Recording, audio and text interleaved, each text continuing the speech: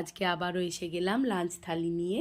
আজ লাঞ্চ থালিতে আছে সাদা ভাত, এক ফালি পাতিলেবু, নিয়েছি একটা কাঁচা লঙ্কা, আর আছে লাউ খোসা আলু ভাজা, গোটা পোস্ত আর শুকনো লঙ্কা দিয়ে।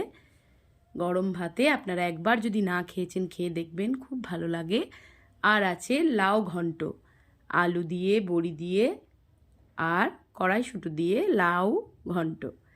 তার সাথে আছে বাটা মাছের বেগুন আলু কালো জিরে ফোড়নে কাঁচা লঙ্কা দিয়ে পাতলা ঝোল।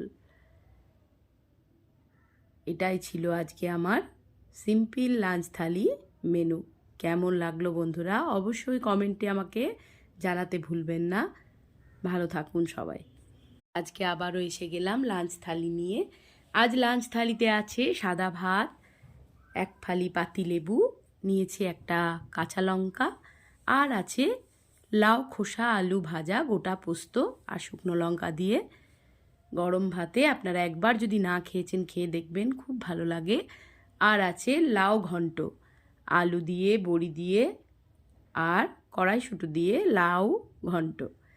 তার সাথে আছে বাটা মাছের বেগুন আলু কালো জিরে ফোড়নে কাঁচা লঙ্কা দিয়ে পাতলা ঝোল। এটাই ছিল আজকে আমার সিম্পল লাঞ্চ থালি মেনু। কেমন লাগলো বন্ধুরা, অবশ্যই কমেন্টে আমাকে জানাতে ভুলবেন না। ভালো থাকুন সবাই।